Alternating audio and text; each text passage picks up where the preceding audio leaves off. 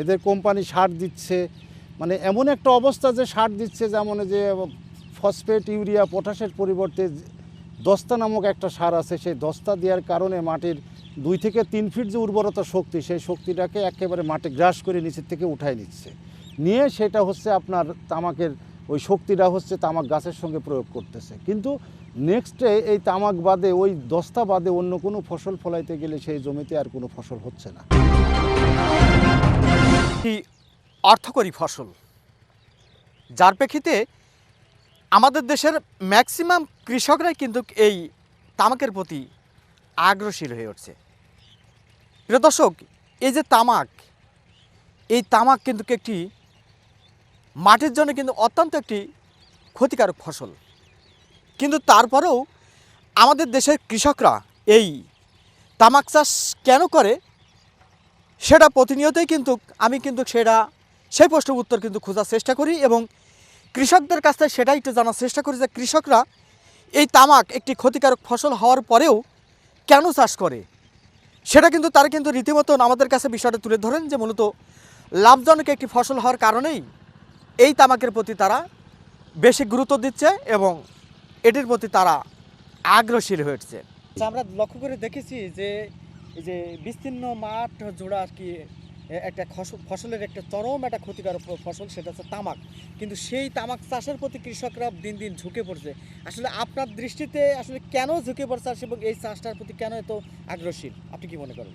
আমি মনে করি তামাক একটা এমন বিষাক্ত পয়জন জিনিস, এই পয়জন জিনিস বিশেষ করে যেমন ব্রিটিশরা পূর্বে ইতিহাসের থেকে আমরা জানতে পেরেছি যে নীল চাষ করত। নীল চাষ করে কৃষকদের বা মানুষদের আকৃষ্ট করে একটা বিধি ব্যবস্থা করে তারপরে তারা ফুট করে হেঁটে চলে যেত তাদের আখের গোছানোর পরে। কিন্তু বর্তমানে তামাকও এই অবস্থা, মানুষকে শোষিত এবং নিষ্পৃত করার উদ্দেশ্যে তারা ঋণ দিচ্ছে, টাকা দিচ্ছে এবং তামাক উচ্চ হালে নিচ্ছেও, যার কারণে মানুষজন এই চাষি মহল বেশ কিছু তামাকের দিকে ঝুঁকে পড়তেছে। কিন্তু সাধারণ মানুষ এই তামাক থেকে বহুত ক্ষতিগ্রস্ত এবং ক্যান্সারের রূপ নিচ্ছে, ফুসফুসে ক্যান্সারের রূপ নিচ্ছে, মানুষের শরীরে দৈহিক ক্ষতি হচ্ছে, মানে সর্বদিক দিয়ে একটা মানুষের যে অবকাঠামো তার থেকে সব ধ্বংসর পথে চলে যাচ্ছে আর কি, আমি মনে করি। আসলে এর পিছনে এই কাজের যোগান বা এদের, আমি শুনলাম যে এদের কোম্পানি নাকি এদেরকে সার, হ্যাঁ, এদের কোম্পানি সার দিচ্ছে, মানে এমন একটা অবস্থা যে সার দিচ্ছে, যেমন যে ফসফেট, ইউরিয়া, পটাশের পরিবর্তে দস্তা নামক একটা সার আছে, সেই দস্তা দেওয়ার কারণে মাটির 2 থেকে 3 ফিট যে উর্বরতা শক্তি, সেই শক্তিটাকে একেবারে মাটি গ্রাস করে নিচের থেকে উঠায় নিচ্ছে, নিয়ে সেটা হচ্ছে আপনার তামাকের ওই শক্তিটা হচ্ছে তামাক গাছের সঙ্গে প্রয়োগ করতেছে। কিন্তু নেক্সটে এই তামাক বাদে, ওই দস্তা বাদে অন্য কোনো ফসল ফলাইতে গেলে সেই জমিতে আর কোনো ফসল হচ্ছে না। আবার পুনরায় দস্তা দেওয়া লাগছে, তারপরে গায়ে এই জমিতে ফসল হচ্ছে।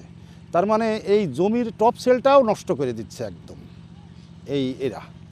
আসলে নিষ্কৃতির উপায় কি, বা কৃষক এর একেবারে একমাত্রই নিষ্কৃতির উপায় হচ্ছে তামাক চাষি থেকে এটা মুখ ফিরায় নিতে হবে।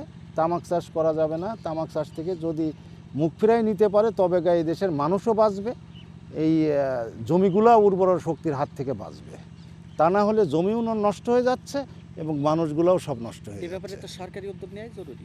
অবশ্যই 100% এটা সরকারের উদ্যোগ নেওয়া জরুরি, আমি মনে করি অবশ্যই জরুরি। কৃষি যারা সহকারী যারা আছে ইউনিয়ন ভিত্তিক, তাদের তো উদ্বোধ করা উচিত। যেমন জেলা কৃষি সম্প্রসারণ কর্মকর্তা থেকে শুরু করে ইউনিয়নের মাঠ পর্যায়ে ব্লক সুপারভাইজার পর্যন্ত যারা আছে, তাদেরকে দৃষ্টি আকর্ষণ করছি যে এই তামাক চাষটা আস্তে আস্তে আপনারা উঠাই দিয়ে এবং অন্যান্য ফসলাদির মধ্যে খাদ্যদ্রব্য ফসলাদি যেগুলো উৎপাদন হয় সেগুলোর দিকে মানে এগুলোর দিকে আকৃষ্ট হলে মানুষও বাঁচবে, জমিগুলোও বাঁচবে, এটাই আমি আশা করি আর কি।